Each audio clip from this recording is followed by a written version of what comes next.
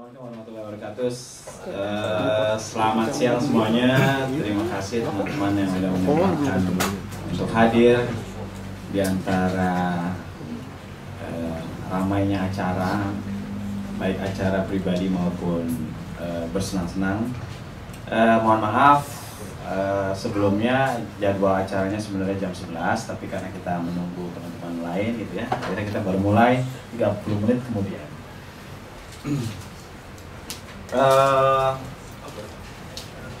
Peluncuran buku ini adalah apa ya, kita baru selesai mencetak kumpulan cerpen dari Harlan Burr, Dedo Medo, yang ini kumpulan cerpen pertama, Pak Bin? Pertama. Pada saat yang berdekatan juga Harlan merilis buku puisinya juga yang diterbitkan oleh Velodrome beberapa hari sebelumnya, dan jadi ini mungkin berbarengan. Kumpulan cerpen ini juga merupakan terbitan pertama tadi seperti Asra udah bilang dari Chaos Press. Senang juga sebenarnya kita dari toko buku yang dia punya kesenangan membaca gitu, dan tapi sebenarnya kami tuh cukup gelap dengan dunia perbukuan gitu, cuma hanya senang baca buku aja. Terus akhirnya mencoba menjual buku-buku yang kami senang baca itu, dan lama-lama kepikiran ingin menerbitkan buku juga kalau ada naskah yang cocok. Tiba-tiba terpikir untuk mendengar kabar bahwa Harlan punya naskah-naskah cerpen yang mungkin bisa gitu ya diterbitkan.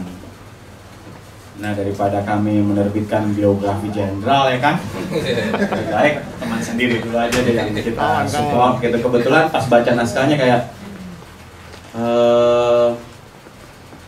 ya ini Harlan banget lah ya, bagi teman-teman yang mengenal Harlan dan Pak Bin gitu, kalau kami biasanya memanggilnya itu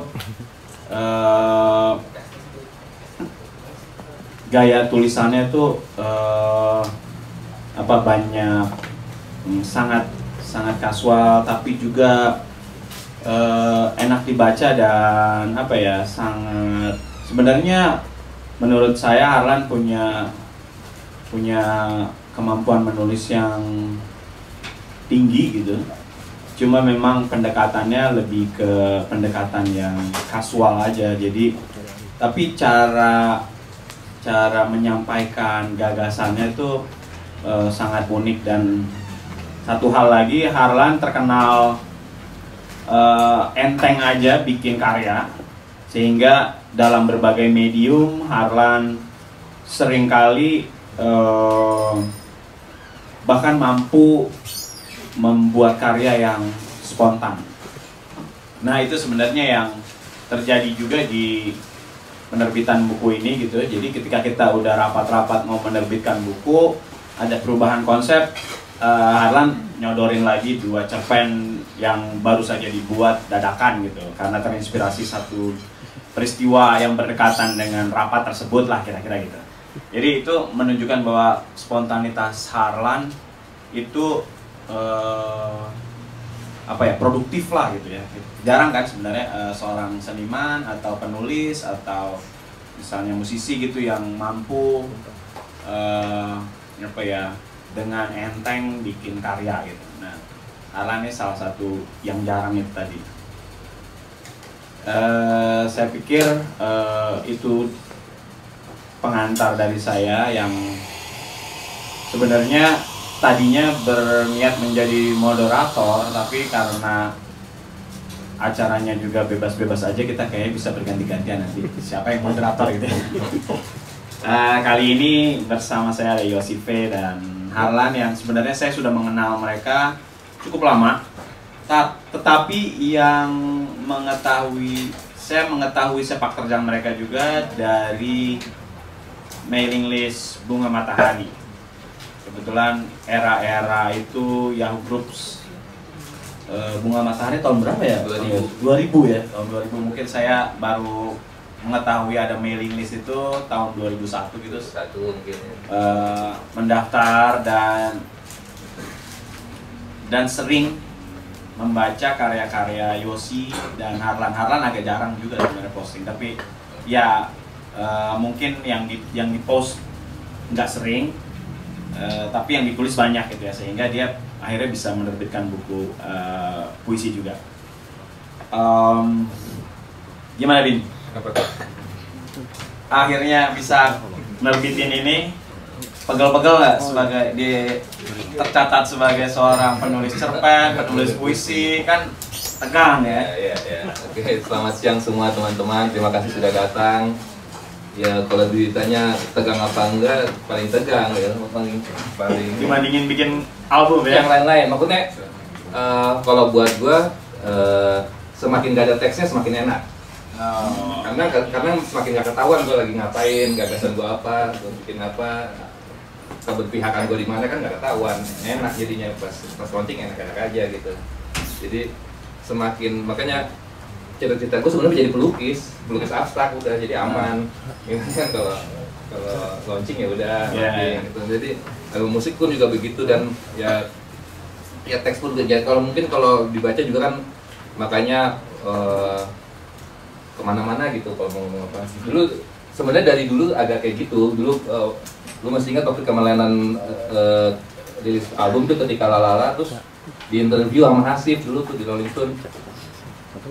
Ya gue jawabnya kemana-mana, pasti sebisa mungkin gue nggak mau jawab gitu apa yang gue tulis gitu. Terus kayak bahkan press release Kamal Lennon waktu itu pernah masih punya kan di posting. Kalau gue baca lagi hari ini, gila gue nulis apa di press release, nggak ada informasinya gitu maksudnya. Rasanya doang yang gue kasih tahu gitu, tapi informasi inspirasinya dari mana apa yang gue agak itu menghindari itu gitu. Makanya begitu ini sangat yang bikin sangat grogi sebenarnya itu, karena hidupnya cuma teks doang lagi. Waduh gimana nih, mau nggak mau harus kalau ada acara-acara kayak gini mesti gue harus cerita nih gue bikin apa gitu kan. Waduh gila ini gitu, soalnya itunya tuh. Berarti sebenarnya ketika menulis itu apa tuh yang ketika lo menulis termasuk di dalamnya lagu kan, sebenarnya kan juga lagu kan lo harus bukan mempertanggungjawabkan, lo harus jawab pertanyaan juga, sebenarnya ada teksnya juga gitu.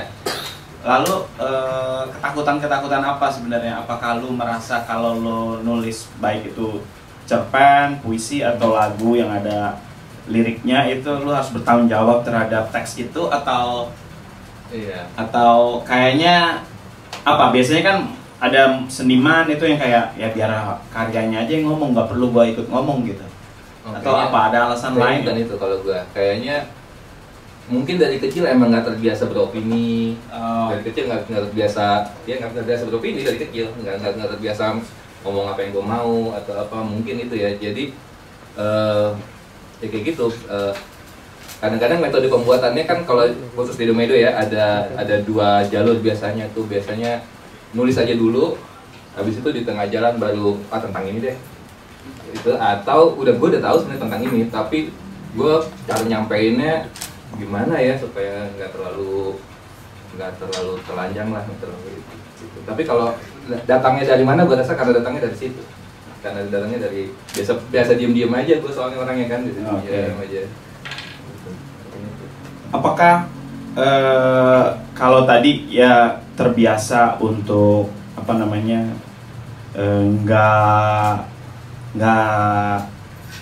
ibaratnya nggak ngejelasin atau nggak ngasih opini, tetapi cara mendekati satu masalahnya tuh, kalau teman-teman baca ini, kalau menurut saya nggak terlalu paham teknik menulis gitu ya, cerpen gitu, tapi menurut saya nggak banyak lah ya yang menulis cerpen seperti Harlan gitu, yang akhirnya kenapa juga kami kayak pengen nyoba ini, menerbitkan ini. Nah, apakah cara mendekati satu tema tertentu ini benar-benar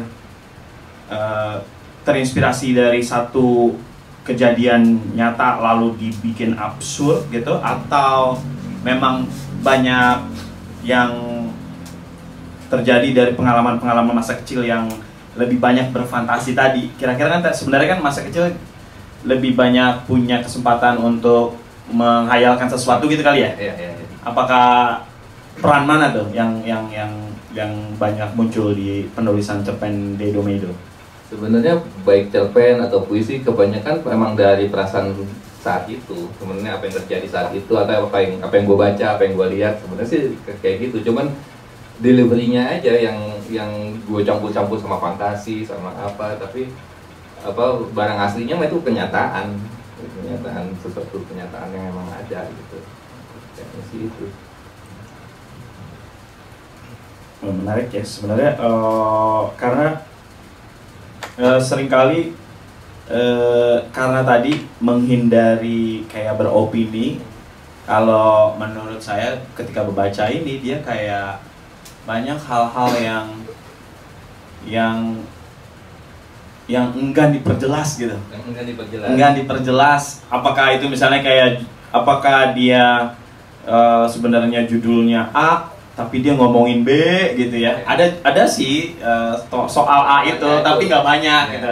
Tapi lebih ribut soal yang lain-lain gitu ya, yang ternyata menarik juga gitu.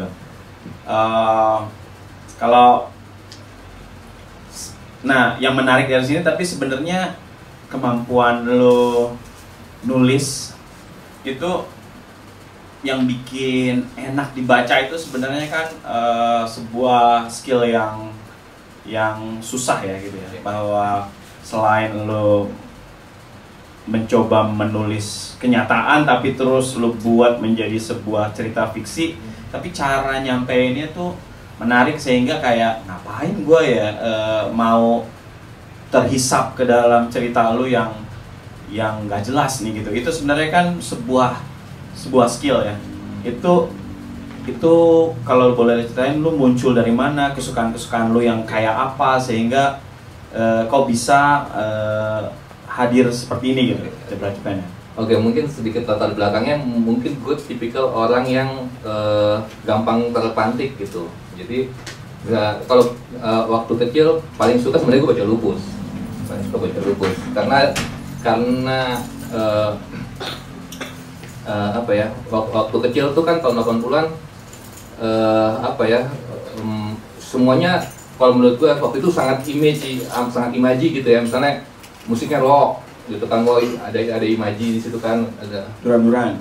bukan gue sukanya rock dibanding apa yang lebih dicorokin rock dibanding jadi kan ada imaji maco, ada imaji maskulin atau apalah gitu, keren gitu. Terus misalnya apalagi satu tapi di saat itu sebenarnya kalau yang paling masuk ke hati gue sebenarnya Beatles, Gus Bersaudara gitu. Tapi itu secara imaji kalau sekarang mah keren ya, lu bilang suka Gus Plus, zaman tahun 80-an lu bilang suka Gus Plus kan siapa temen lu? Suka Beatles aja tahun 80-an sih nggak punya temen lah. Tapi kalau lu sukanya Saxon kan keren gitu kan, Krokus, Quiet Riot, kan keren gitu kan, iya kan Motorhead itu sukanya gitu misalnya kan keren. Tapi di tahun 80-an itu Gus jadi gue ada dua jalur sebenarnya, ada jalur image, ada jalur artnya lah kata-kata gitu ya. Kalau artnya itu gue sangat detail sama Gus Bersaudara tuh, gara-gara nonton film Ambisi itu gue langsung beli kaset Gus Bersaudara, langsung suka. Jadi tapi yang gue suka itu emang yang nggak keren waktu itu gitu. Nah begitu ada Lupus itu gue sangat suka dengan Lupus menurut gue, karena Lupus tuh nggak keren gitu. Lupus nggak keren tapi ini orang yang nggak keren tapi orang yang paling keren di sekolah ya gitu. Gue suka banget itu mungkin itu yang paling ada sosok fiksi pertama yang paling cocok buat gue, dia Lupus sama Lucky Luke gue juga suka ya, karena Lucky Luke kan juga gitu ya, cowboy tapi kan nggak keren-keren banget juga tuh, maksudnya badannya krempeng apa gitu, cenderung karikaturis lah gitu, dibanding misalnya Tintin gitu. Jadi kesukaan gue tuh Lucky Luke sama Lupus gitu. Sedangkan kalau di dunia nyatanya nggak ada. Di dunia nyatanya tuh ya tahun 80-an dia lu sukanya Beatles kan nggak keren. Kan mana ada gitu ya kan, Motley Crue lah yang keren kan gitu istilahnya. gitulah. Nah, itu tadi pertanyaan apa tuh? Pertanyaannya tuh sebenarnya kan nggak mudah ya nulis untuk bisa delivery enak gitu. Yang belajar nulis mungkin karena membaca itu, karena baca Lucky Luke dan Lupus, jadi sama sekali bukan bacaan-bacaan yang gimana-gimana bukan. Dan gue pemantik, nah itu kayak yang gue bilang ya. Jadi misalnya lagu, habis dengar lagu pengen bikin lagu, habis baca buku pengen nulis fiksi kayak gitu. Tapi waktu kecil nggak ada yang selesai itu. Gitu. Tapi itu udah terlatih lah, maksudnya pelan-pelan. Dua aliennya nggak gue lanjutin, karena gue nggak punya ide cerita waktu itu. Gue cuma jadi kayaknya gue lebih suka style duluan dibanding ide cerita mungkin.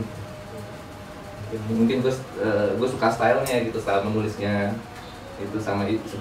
Ya ide cerita baru gue nggak punya waktu itu. Seberapa jauh lo setelah suka terus lu mencoba mencari style yang lo, apakah lu mau mendekati ke sumber yang bisa menginspirasi lo atau lo justru menjauh untuk mencari style yang mungkin cocok sama lo dan yang yang mungkin justru jauh dari inspirasi. Soalnya kan kalau kita ngobrol-ngobrol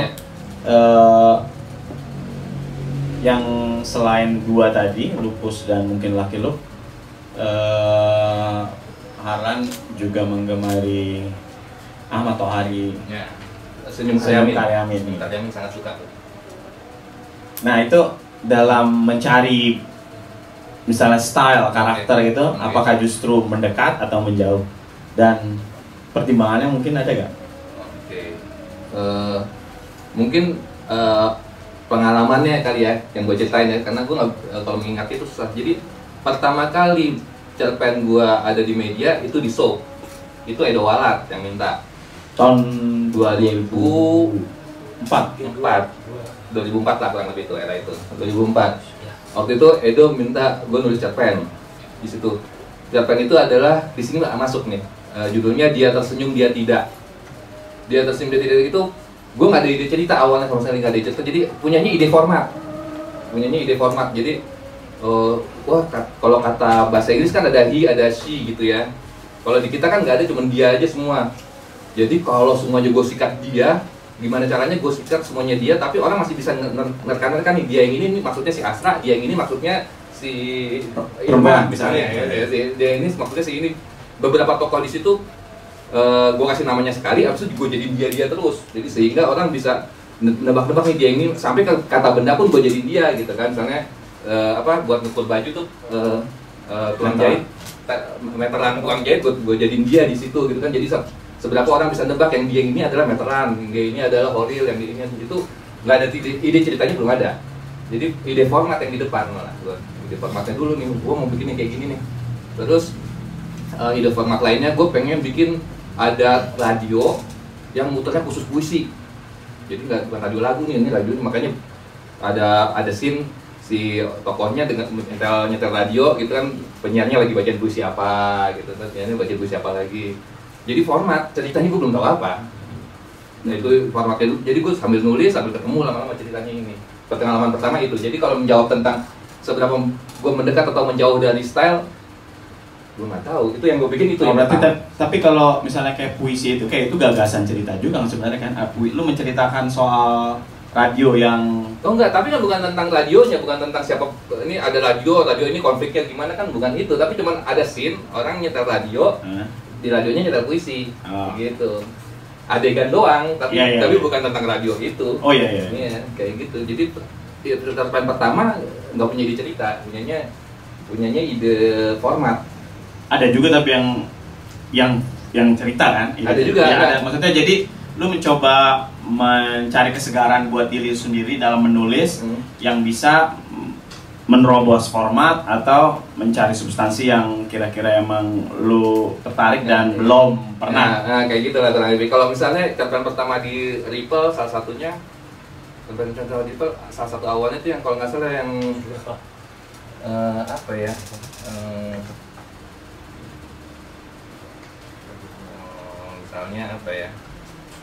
di sini. Setiap hari selalu berbeda. Setiap hari selalu berbeda tuh ide apa namanya gagasannya dulu di depan, baru gue cari formatnya. Setiap hari terlalu berbeda itu kan tentang rutinitas, monotonan hidup gitu. Tapi yang nyampeinnya gimana ya? Udah gue bikin aja, buat gue copy paste aja terus. Senin dia gini, Selasanya gue copy paste aja Senin, Rabunya gue copy paste lagi. Ntar gue main format, tapi ide pertamanya bukan dari format, ide pertamanya dari bosen gue gitu. Habis itu gue ganti-ganti sedikit, kayak gitulah kurang lebih.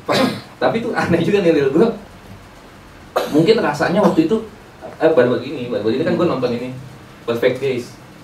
Nah kayak gitu ternyata. Oh iya. Idenya sama, idenya kurang lebih kayak gitu. Idenya kayak gitu. Tiap hari gue adegannya samain aja terus, kan gue paling gue ganti sedikit doang. Kayak gitu, jadi gue tapi pada dasarnya gue pengen gue looping aja udah gue tulis, gue copy paste lagi ada. Tapi format itu lahir dari gue pengen ngomong tentang gue bosen. Gitu. Yang beda sama yang pertama gue belum tahu mau ngomong apa. Formatnya aja duluan. Kurang lebih gitu. Nah itu gue nggak tahu tuh menjauh atau mendekat dari influence gue nggak tahu kalau itunya.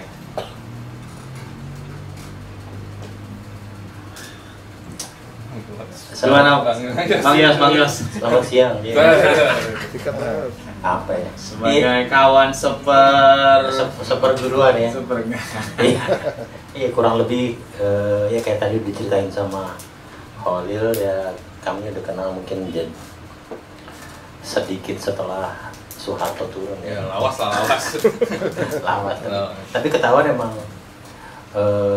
apalagi kelihatan dari Deido Meido ini yang kalau pertama baca tuh kan kayak alat menghibur ya, alat secara cepat ya, alat penghibur ya. Alat penghibur mayoritas mungkin perempuan atau laki-laki dikit gitu ya. Alat itulah. Terus baru tahu. Gue pikirnya lain loh, karena pikiran gue porno. Anyway, tapi memang yang gue lihat dari kemudian baca buku ini secara cepat dalam 2 malam. Terhibur kan? Terhibur. Tapi memang beliau ini memang anak produk Orde Baru dalam artian memang. Poporba ya?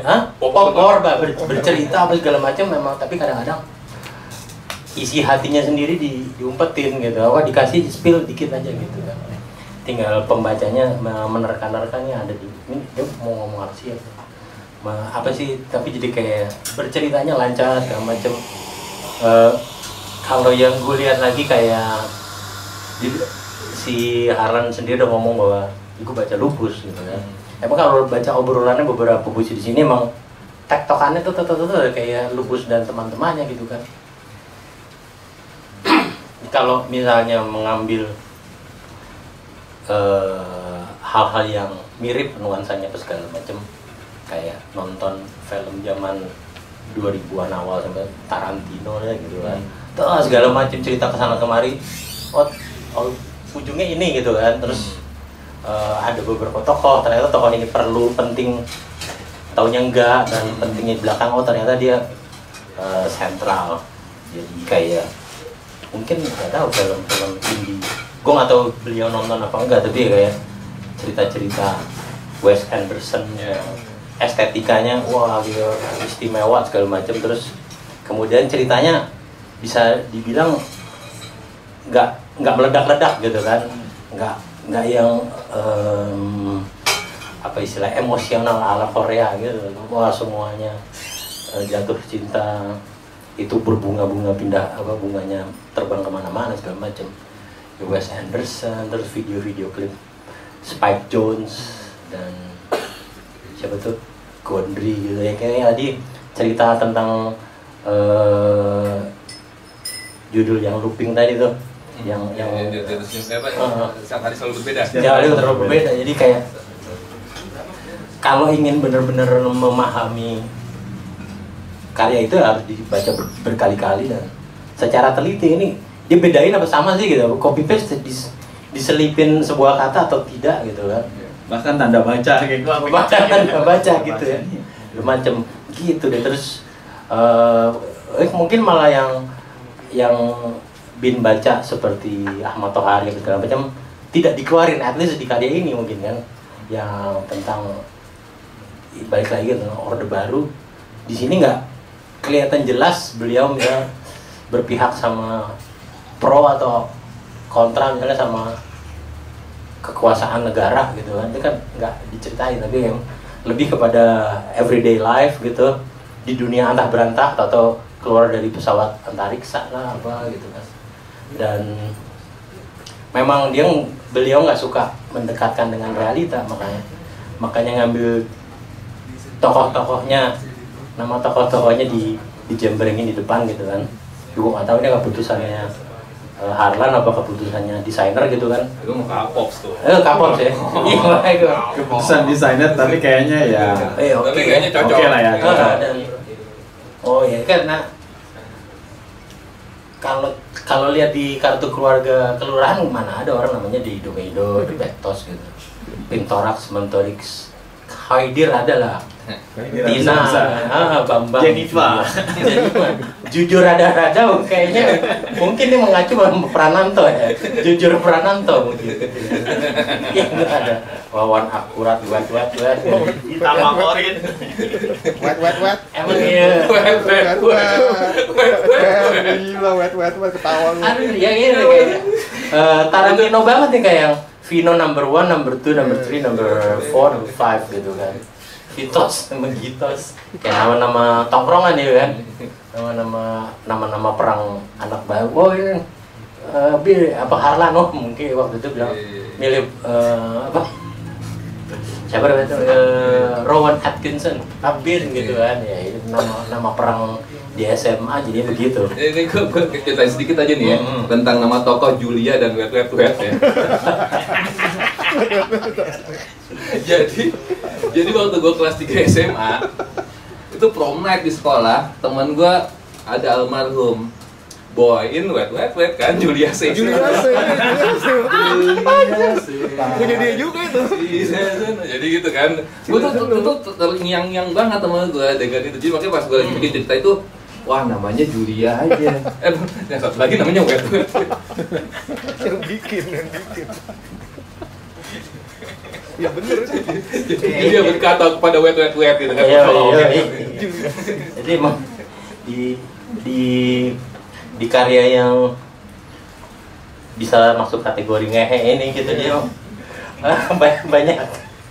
banyak referensi pribadi dan segala macam ya buat umum, buat bahan ketawa aja. Karena beliau ngelihat ya hidup udah susah gitu ya, kita senang aja di karya ini gitu kan. Kayak mungkin kalau agak-agak bawah sadar gue sebenarnya tuh terlibat untuk sama temen-temen gue.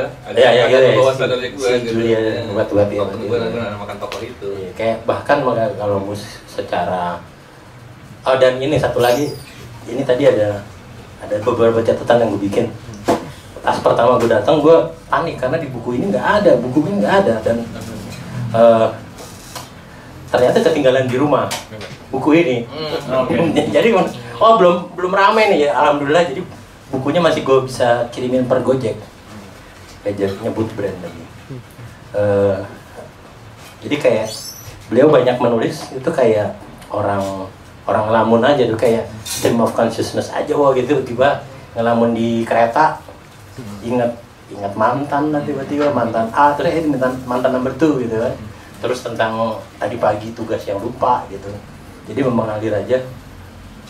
Dan itu sah-sah aja, jadi kayak orang ya ikutan kayak ngelamun membaca karya itu. Dan seperti mimpi kadang-kadang gitu kan.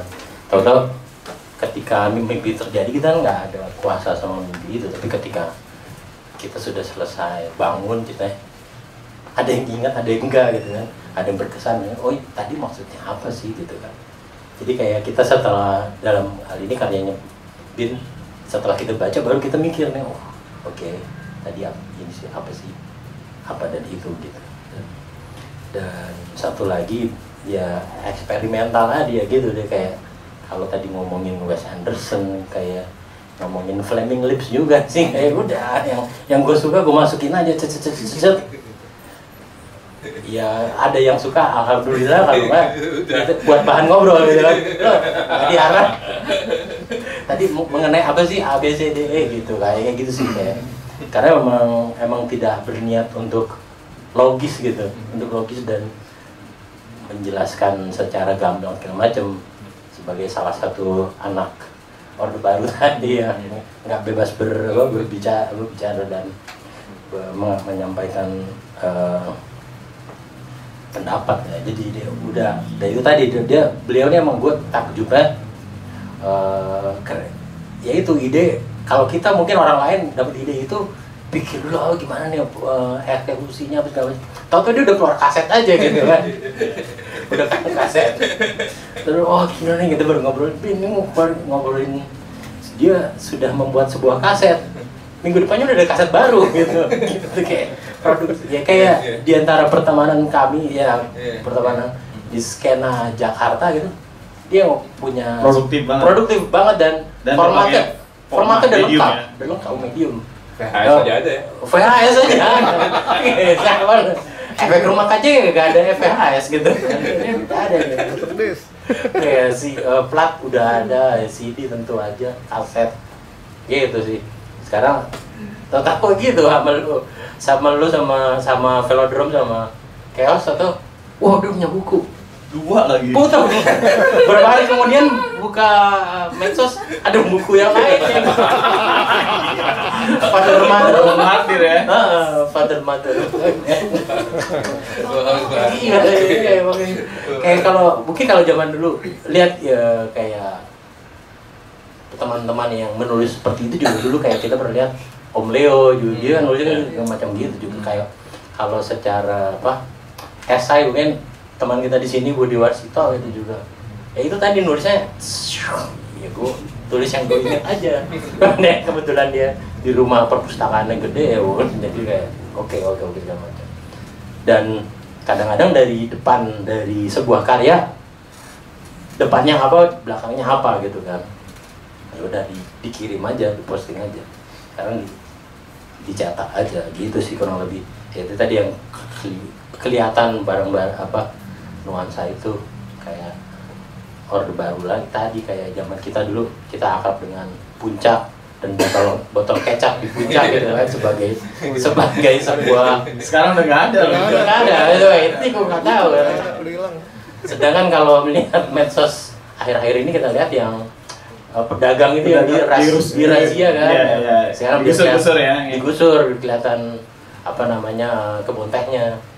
Mungkin zaman dulu 90s early 2000-an pedagangnya belum sebanyak itu, kita masih lihat daun teh, kebun teh. Sedangkan botol kecap sebagai patokan lokasi ini setelah atau sebelum gitu. Udah nggak ada ya. Nah itu kayak kalau teman-teman yang mengalami masa botol kecap ngerti gitu apa segala macam.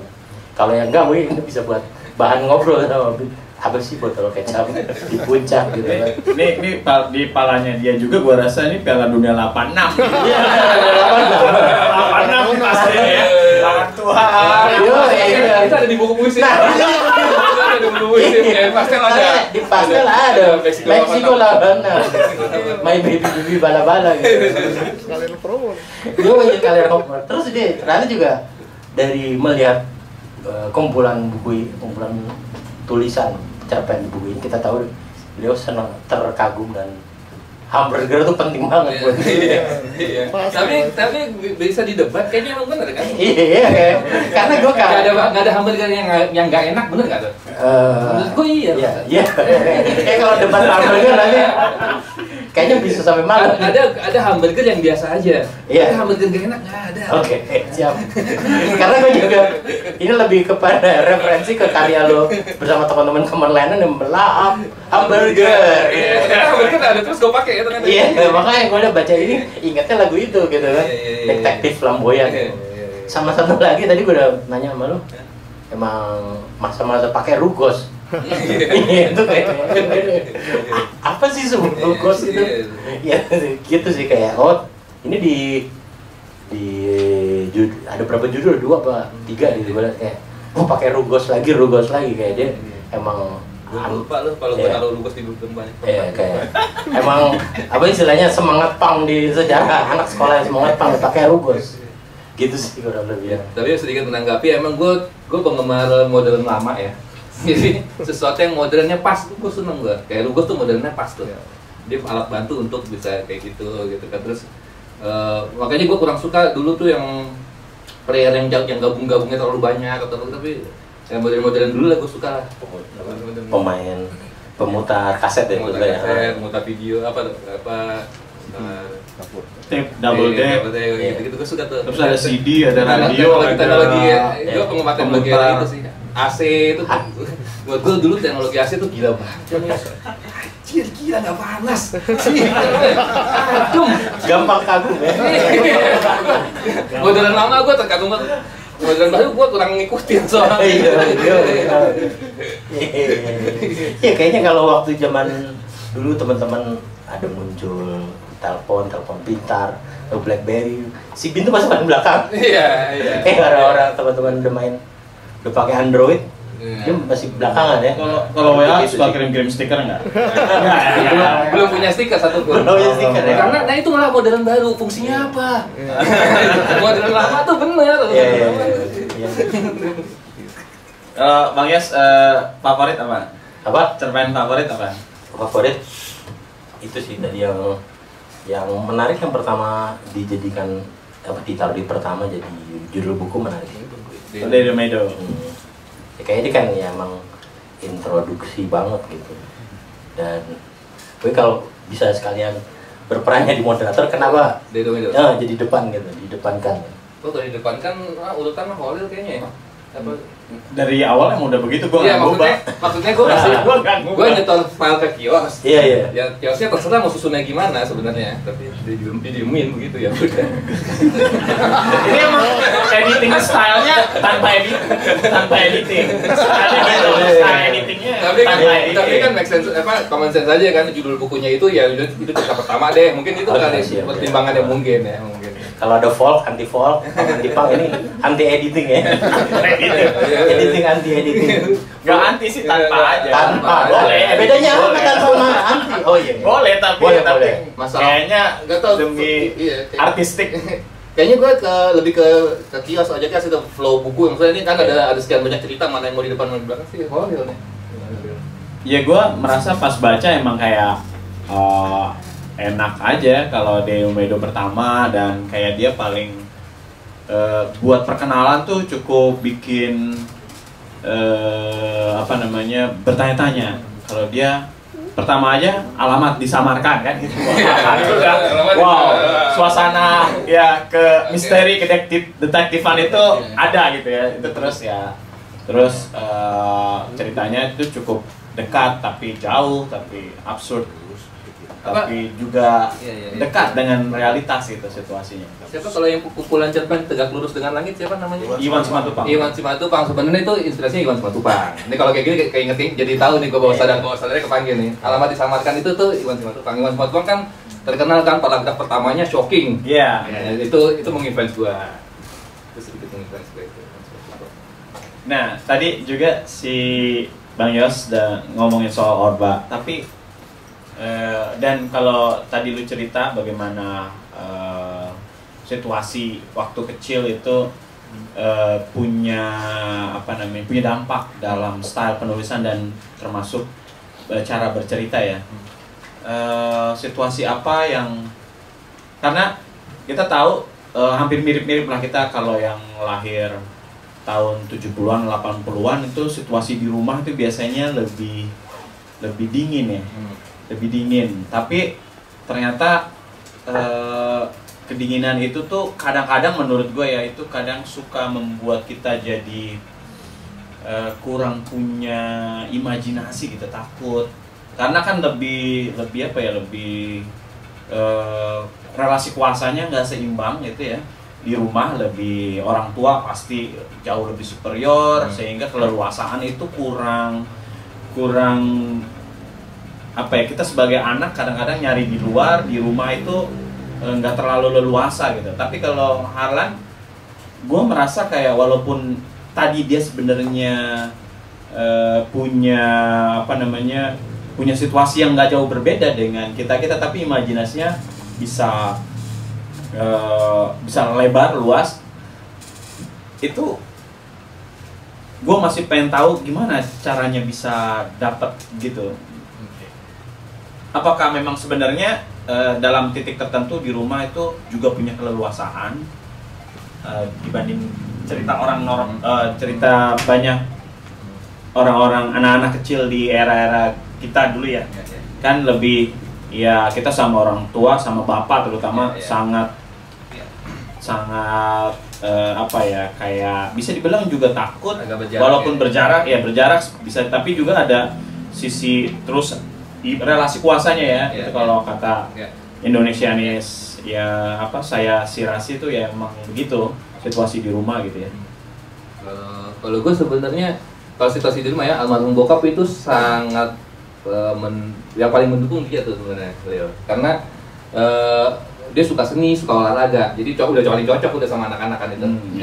Jadi ya itu gue denger Beatles karena bokap gue beli kaset Beatles dan gue langsung jatuh cinta sama Beatles gitu. Terus bokap gue juga yang saya gue main bola gitu, dia semangat gitu atau nggak apa kan ya, zaman kita dulu kan kecil di komplek itu kan kreatif ya kasarnya gitu ya. Permainannya kan gitu kan, nggak ada lapangan bikin lapangan, nggak ada apa bikin apa. Nah itu ya itu yang dialami waktu itu dan bokap seneng hal-hal kayak gitu, tapi gue tuh sangat pemalu Lil waktu kecil. Jadi kayak misalnya sama nyokap tolong anterin makanan ke tetangga situ, itu gue males banget. Bukan males jalannya, males ketemu nyokapnya temen gue gitu kan kita kan anaknya kan temen kita misalnya gitu kan. Gue males tuh, malu banget kayak gitu atau misalnya saudara-saudara kan banyak yang di Padang misalnya gitu ya. Terus misalnya lebaran nelfon gitu ngucapin selamat lebaran tuh gue malu, ngucapin selamat lebaran gue malu banget gitu kayak gitu-gitunya. Gue tuh dari kecil tuh emang tuh ada kayak gitu gue. Itu mungkin yang membuat direction kreatifnya jadi kayak gini. Yang lu menyembunyikan itu termasuk gitu ya. Mungkin itu. Dan kalau pas versi udah gedenya, gue baru tahu misalnya apa lilin-lilin kecil ternyata tentang itu misalnya. Oh, James Sunda bisa nggak sama sekali nggak ketahuan dia ngomongin apa dan hasilnya sebagus itu juga. Tapi itu udah gede, udah sadar gitu. Tapi menjalani itu mah dari dulu, tanpa gue tahu. Gitu. Kayak gue zaman dulu pernah main-main bareng, terus si lo menunjukkan ngasih denger kayak salah satu demo lagu pertama gitu. Sampai sekarang mungkin nggak pernah dirilis, nggak akan dirilis. Kayak dia bisa bikin lagu yang dalam banget dan orang dan bikin kena di sini gitu. Tapi kayak kalau sekarang mungkin udah masanya udah berbeda segala macam, dia udah memutuskan untuk ya itu tadi, kita nggak perlu share terlalu banyak tentang diri kita gitu kan. Sementara itu di masa yang lain lagi, kemudian kami bikin bunga matahari. Bunga matahari kemudian mengumpulkan karya-karya yang masuk di mailing list. Itu dari antologi dan karyanya dia paling simple dan kena sih, kayak judulnya adalah Suara Rindu yang Stereo. Asik, stereo lagi. Suara Rindu yang Stereo. Dolby. Gue nggak perlu Dolby, gue nggak perlu Dolby. Yang penting di atasnya mono. Bacain dong. Ngecas. Suara Rindu yang Stereo. Hana. Mantap. Tadinya kau bacain, oh ya yang bacain beliau gitu. Jadi kayak itu waktu itu siapa ya, anak-anak ngajar ya sih ya, gue lupa. Jadi anak-anak ngajar katanya jadi bahan ajar puisi itu di kelas sastra. Terus gue lupa siapa gurunya waktu itu. Terus Win itu mahasiswanya sampai ngitungin loh jumlah huruf A-nya berapa, tanda serunya berapa, ini artinya apa? Gue bilang kok tahu-tahu. Ini kayak buat pembaca jadi overanalyzing gitu. Ini apa? Udah sejelas itu. Ya kayak gitu, jadi kayak ya ada saatnya memang. Ada saatnya iya. Share. Untuk hal-hal yang paling kayak gitu, gue pengen kadang-kadang ya kayak gitu ya, kayak kita baru bangun tidur aja udah kelihatannya begitu kayak begitu deh. Kadang-kadang ada hal yang sampai segitunya, tapi lebih banyak hal yang gue males banget gitu, gue umpet-umpetin lagi, edit lagi, umpetin lagi. Gitu sih tadi kayak kurang lebih ya itu tadi yang gue Iya. ya banyak ya itu tadi periode 92.000 nuansanya itu kurang lebih. Tapi nggak dibikin tak periode itu banget juga gitu, dikeluarin sedikit-sedikit relik dari masa itu aja. Kayak tadi ada Rugos, ada botol kecap dan Di antara teman-teman yang hadir ada yang ingin menyampaikan sesuatu. Ini relax saja sih sebenarnya. Jadi nggak harus yang ada urusannya dengan cerpennya juga. Tapi kalau ada yang mau komentarin cerpennya juga boleh. Silakan. Adakah teman-teman? Kayak yang singkat aja kok bisa kepikiran, gue ketawa semalam kayak gue mau nanya sedikit ya, kenapa bisa kepikiran seperti hal-hal yang kontras seperti merpati si hitam manis, bukan hitam putih kan, merpati putih ya, kenapa hitam manis gitu, itu aja sih. iya kayak terus juga yang cerita nenek itu. Nenek. Wah itu ya. Nenek ya. Ya, benar. Judulnya apa? Nenek kecil Nenek diculik. kecil. Nenek kecil diculik. Julik gitu. Nenek. Ini mana mulai dari mana nih?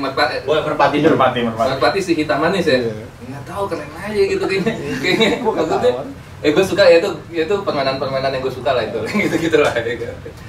Gue lupa aslinya apa sih kalau hitam manis. Ada lagunya tuh ya? Si Lagu hitam ya? manis. Lagu ya? Lagu Lagu. apa street musician of Yogyakarta itu. Aku bilang waktu itu suka lagu itu, ingat nggak? Lu udah nggak ingat? Gue lupa, iya hitam manis. hitam manis. Iya lupa itu. Pokoknya kayak gitu. merpati kan putih ya. Lagu si hitam manis ya. Kayak gitu, kayaknya gimana gitu kalau cewek namanya merpati, ada cewek namanya merpati kayaknya kan imajinya kan wah oke gitu kan, terus oh, dia hitam manis oke juga nih, udah merpati hitam manis. Iya, jadi kayak Bin Harlan dapat inspirasi, dapat stimulasi gitu ya. Set diolah langsung. Gimana kalau kita giniin atau gituin gitu kan, eksperimen aja sih langsung. Itu kan Langsung bikin karya aja. temanya tentang di kantor media ya, Kantor media. Ya, kantor media ya. Ya curiga mau dipecat sama bosnya. Kantor media.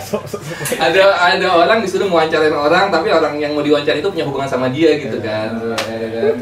Ya, si cewek Konflik tuh. yang laki si hitam manis ya. Iya itu. Itu kayaknya lebih ngalir tuh kayaknya tuh. Tulis aja dulu kayaknya deh, baru ceritanya apaan. Kayak gue udah senang dulu tuh ada nama Julia, ada nama Luar. Kalau si Pak Haidar tuh emang jago main catur ya? Siapa? Pak Haidir. Pak Haidir. Pak Haidir. Soalnya nanyain itu jago nggak? Kesannya bertantangin lewat lagi. Ya itu jago nggak? Gitu. Iya Pak Haidir tuh kan. Jago nggak beneran dia main catur? Tapi cocok nggak sih nama Pak Haidir jago catur? Itu dulu guru. Lumayan cocok. Masuk kan? Kayaknya orangnya tenang ya.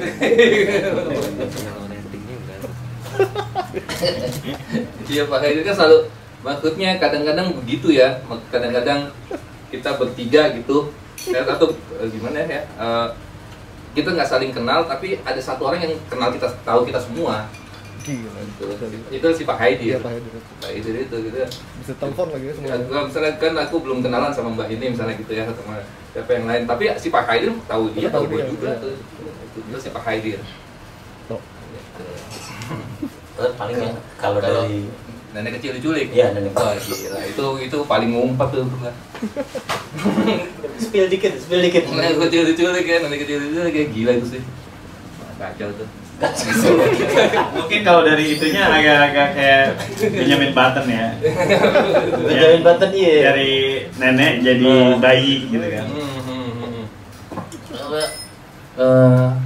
Itu mah sebenarnya itu game lah ya, itu game. Tapi kalau mau ngomongnya apa, itu terjadi ketika istrinya baca buku itu di toko buku itu yang mana suaminya melarang istrinya untuk datang ke sana karena toko itu seperti itu. Karena isi tempat itu seperti itu.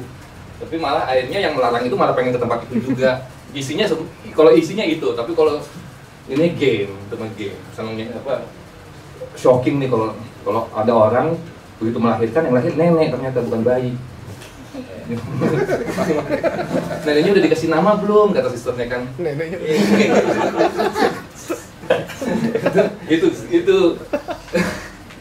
itu gue butuh satu cerita yang sangat mustahil untuk membuat itu tempat itu terlalu ngada-ngada, jangan ke sana. Gue butuh satu cerita yang sangat mustahil gitu. Walaupun lu bilang tetap ada baiknya hal itu gitu, tapi lebih banyak anehnya itu sebenarnya. Gue butuh itunya sebetulnya. Gitu. Jadi sengumpet itu ya. Karena kalau tentang sate ayam dan kambing dan Instagram ya. Nih kalau dia adalah kayaknya satu-satunya ya cerpen yang tiba-tiba ada bercerita terus ada fakta-fakta sejarah Perang Dunia Kedua gitu kan.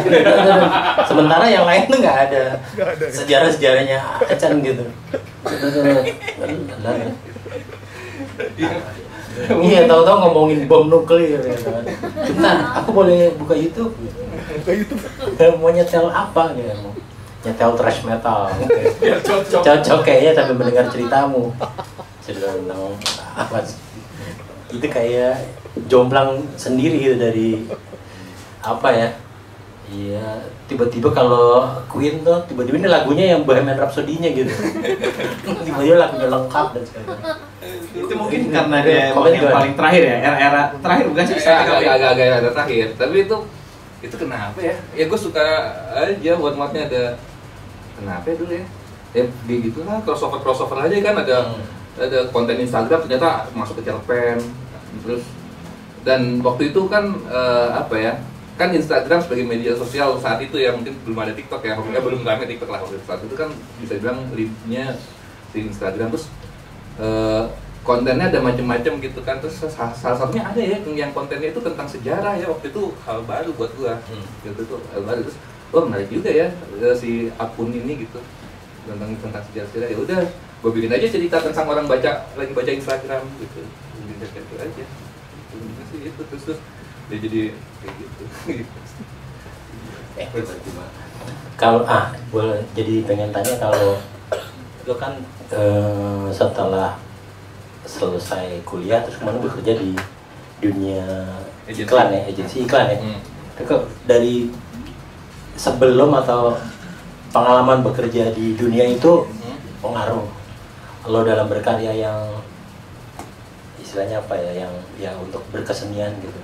Ya nebelin sih pengaruh sih ada tapi kalau yang seingat gue yang paling berpengaruh gue yakin kayaknya sih Lupus sama Laki Luke kayaknya dua itu yang paling pondasinya tuh kayaknya itu tuh nggak berat terus tokohnya seperti itu modelnya terus formatnya baru maksudnya formatnya baru kan menembak lebih cepat dari bayangannya sendiri gue seneng tuh Tintin nggak punya itu gitu terus apalagi misalnya ya hubungan relasi manusia dan kudanya kayak gimana ya kayak gitu-gitunya lah penjahat paling keren main dalam bentuk saudara makanya di lagu juga kan yang gue bikin lagu tentang yang apa Bionic apa yang tentang konten aja culik robot Tarzan sama siapa tuh yang filmnya Warkop manusia $6 juta ya itu menurut gue tuh penjahat berkarakter sangat kuat itu udah nggak ada gue nggak tahu lagi film Indonesia yang penjahatnya sekarang komplotannya berempat sesangat itu nggak ada karakter paling kuat gue suka yang gitu nih karakternya bayangin aja Dalton bersaudara mukanya sama tingginya doang beda berjenjang gila parah umurnya ini umurnya terus yang paling tua yang paling kecil lagi yang paling pintar maksudnya jujuran ya itu diadu sama kalau di Tintin sama yang kembar Thompson putus, Thompson ini 4 boy 4 jajar tingginya beda boy itu artinya cuma dibikin sama nah gue suka tuh didorong lagi gitu lebih jauh lagi kemana ya kalau ini cuma kembar gitu kan ngomongnya selalu sama diulang-ulang yang ini ngedorongnya lebih jauh lagi didorong sama dia nih tingginya begini gitu kan nah itu gue suka salah satunya di lagu Gadis Bertangan Satu itu kan upaya gue mendorong kalau lu sama ada cewek yang paling beda gitu kayaknya apa ya ceweknya warnanya cuma satu gue suka tuh ngedorong termasuk ada kecil diculik itu kan gue dorong paling jauh semana sih gitu Kalau apa? Nah, itu, jadi itu sangat pengen dapat apa? dari laki lo gitu kan. Oh gitu. Kalau garis bertangan satu tuh jadi cerita tentang lagu itu. Ceritanya gimana sih sebenarnya? Dari tangan satu, Iya. gue mau ngalahin Morrissey. Oh, Morrissey kan You're the One for Me Fatty. Oh iya. Nah, lu baru Fatty doang. Gue garis bertangan satu. Gue mau ngalahin Morrissey tuh. Ya. Oh iya, jadi ya. Tapi memang ya kalau itu lagunya jadi pas segala macam itu emang jadi gelap romantis ya. Iya, gak romantis kayak gitu sih sebenarnya. Tapi ya sebenarnya ya komik-komik era itu ya, Aster juga begitu ya. Jadi komik-komik era itu lah, komik era pau kita dulu tuh. Stephen Stark ya. Stephen Stark ya. Yang selalu bersin, Iya. kalau flu hilang, itu gue suka yang gitu-gitu. Gue emang dari dulu suka yang gitu-gitu, man. Karena minat baca rendah. Kita emang ngaku aja kita penulis minat baca rendah kita. Minat beli apa lagi? Itu stiker di Gramedia ya. Komik favorit gue Gundala. Wah, iya. Komik favorit gue Gundala. Jadi gue bukan cerita silat, bukan godam juga. Gundala kan kayak gitu kan, Gundala jatuh cinta. Itu gue suka banget yang gitu gue seneng tuh. Yang apa yang sini di Jogja gitu kan, di Jogja terus Gundala jadi pengantin gitu kan. Gue seneng tuh gitu-gitu tuh. Masalah hero-heronya sih gue gak terlalu tertarik. Tapi Samping-sampingan. iya, gitu-gitunya gue seneng ngaco-ngaconya. Dan yang pasti tipis, enak bacanya cepat. Enak baca tanggung gitu sih.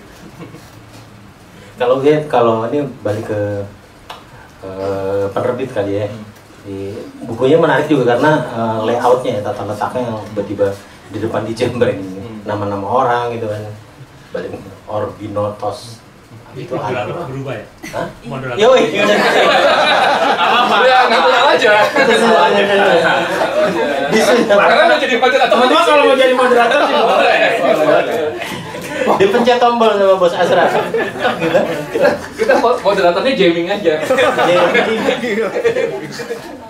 Soalnya penerbitnya moderator juga dong. Berarti ngomong ada orang lain kan. Karena gue juga jadi teringat sama terbitan majalah Ripple. Itu tahun berapa sih? 2000-an tengah ya.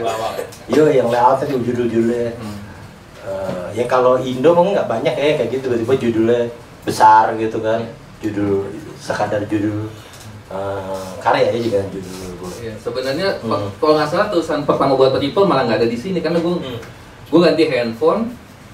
Waktu itu pernah ada teman motet-motetin cerpen yang di Ripple, terus gue ganti handphone. Entah kenapa cerpen itu nggak gue rekap gitu, jadi nggak ada di sini. Judulnya kalau nggak salah puisi cerpen pertama untuk Ripple itu Bola Kaki Patah Hati, tapi nggak ada. Itu yang paling istilahnya apa ya, politis ya, paling belakang ya. Tiba-tiba ada puisi Palestina. Puisi Palestina. Malah depan-depannya ngomong tentang nenek-nenek yang kebalik minum Yang segala macam. Itu judulnya apa sih yang puisi Palestina? Puisi Puisi Palestina. Palestina ya judulnya. Iya. Puisi Palestina kalau menurut gua mirip sama Suara Rindu yang Stereo. Udahlah gitu aja lah dah. Ketahuan deh. Udah gitu aja.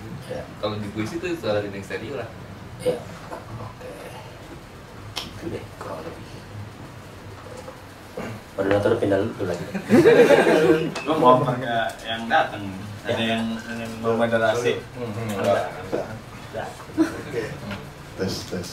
Selamat Ben. Thank you, Cerpen Bangga. Daidu Meidu. Gue jadi kayak ngeh karena selama ini kan digarap puisi yang terbengkalai akhirnya terbit juga ya Iya. di Velodrome. Yang gue perhatiin kayaknya lu melihat realitas itu pintunya nggak lewat fiksi. Asli, gue ngerasa kayak gitu loh. Maksudnya lu ngalamin kenyataan gitu, tapi lu minjem dulu nih, ini kayak apa ya yang dari referensi yang gue baca ya. Terus ketika lu pengen melakukan karya kreatif lu gitu, nah lu narik garis itu tuh, narik garis dari oh gue bisa asosiasiin ini dari mana nih, gitu. Dan ketika lu nggak langsung narik, cuman kayak dorongannya apa gitu. Nah, tarikan lu itu lanturan semua sebetulnya. Itu ngawur sebetulnya. Ngawur, lu ngerasa maksudnya apa? Nah, gue inget esainya Iwan pernah nulis esai di tahun setuju Iwan yang tadi bilang Maiwan Iwan juga nyebut sesuatu yang ingin dia selalu, yang tadi Iwan bilang kalimat pertama Iwan tuh pasti langsung tendang karena Iwan percaya nggak ada inspirasi di nulis gitu, tapi impuls gitu. Kayak spontanitas. Nah kayaknya lanturan itu berawal dari spontanitas dalam berkarya gitu. Meskipun gue ternyata dalam pengakuannya Bin juga ngakunya gue grogi banget ini nerbit buku 2 gitu karena nggak ada tabir musik gitu. Sangat telanjang lah gitu. Karena juga mungkin lanturannya benar-benar memaparkan dirinya seada-adanya gitu dan dalam bentuk yang utuh gitu. Cuman yang tadi mau gua sampaikan kayaknya emang Bin melihat kenyataan atau realitas itu lewat fiksi deh, dan ketika ia ingin menduplikasinya menjadi ceritanya sendiri ya dia ngambil impuls terus pakai lanturan aja. Jadi batangan ceritanya nggak perlu, tapi adegannya ini nih, ntar gue belokin sini, ntar gue lempungin di sini nih. Gue ngerasa gitu. Dan itu terjadi pas di nulis puisi dan juga keputusan untuk lo ambil gue ambil puisi beberapa ya, gue pindahin ke cerpen. Nah itu tuh kayak lanturan juga dalam teknik berkarya. Oh gitu. Jadi ntar mau dipindahin puisi yang di sini. Iya, gue mau pindahin ini ya. Oke lah, jadi nih yang kios jadi. Itu kan sebuah lanturan kerja lanturan juga gitu. Iya. Gue juga penasaran gitu, meskipun gue belum baca cerpennya. Nanti gue baca di sini. Thank you. Oke, tanggapin dikit-dikit yang keinget dari Hamzah tadi, tapi makasih banget Zah. Misalnya alamat disamarkan ya. Alamat disamarkan itu kalau misalnya dilihatnya aja pakai jarak sekarang ya, mungkin alamat disamarkan satu tadi pertamanya harus shocking. Kedua, alamat disamarkan itu secara personal itu lagi pandemi gue nulis itu dan gue nggak bisa ketemu istri gue, makanya keluar alamat disamarkan gitu.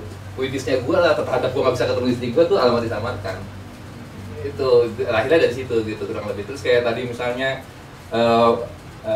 puisi-puisi gue masuk ke dalam cerpen itu kan gara-gara Indra Ameng bro, jadi bukan gara-gara Indra Ameng, gara-gara gue sih. Jadi Indra Ameng waktu itu ngabarin minta cerpen 1 gitu kan, minta cerpen 1 apa deh, mana gue bikin cerpennya, ada di puisi aja gue taruh aja deh jadi cerpen gitu kan, tak. Nah itulah akhirnya makanya puisi-puisi itu jadi ada nama Budi Warsito di situ. Iya ada di situ ya Allah. jadi waktu itu kalau yang itu judulnya apa ya? Yang buat lumbung ya? Buat lumbung itu. Oh iya, ada temanya. Nah ini juga yang salah satu yang khas adalah kadang-kadang gue tidak harus memikirkan idenya apa, karena idenya dari redaktur dari yang mesen gitu. Nah itu Ameng kan lumbung itu kan temanya berbagi, makanya jadi harus ada dialog tentang pasben, punya sisa shift dikasih ke Pure Saturday dan Upen. Ini yang buat full connection juga? Enggak, bukan ini, di sini. Nah itu hal itu gue masukkan karena emang temanya tentang berbagi, tema dari Indra Ameng, tema lumbung itu berbagi. Nah sisanya scene main pingpong, kayaknya gue lagi suka nonton Cing Abdel so main pingpong. Makanya adegannya main pingpong ya. Dan main pingpong soundnya paling enak dimainin kan, cetok, ada tak, paling banyak ada bunyi-bunyi yang bisa gue mainin dari main pingpong. Terus dan adegan-adegannya juga paling ada kebanyakan ngambil bolanya gitu kan, pingpong bisa dimainin nih. Atau berarti kalau misalnya pintu masuknya lu ngeliat realitas bukan fiksi, berarti lu ngeliat realitas itu fiksi sebetulnya. Bukan jangan begitu. Iya juga. Jangan bukan pintu ngeliat realitas tuh fiksi, tapi lu ngeliat realitas tuh fiksi ya, bisa jadi ya. Itu aneh, jadi lu aneh. Iya. Terus kan perpustakaan megaloman ya, perpustakaan megaloman karena gue ya kan zaman dulu kan megaloman saking ngetopnya foto sampai sekarang kan jadi apapun kan, Petro Gareng megaloman gitu ya, itu dari situ megaloman ya.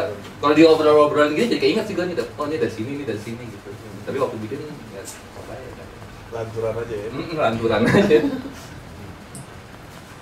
Gue jadi ingat kalau membacakan karyanya Budi itu, ya kan itu banyak lanturannya kan.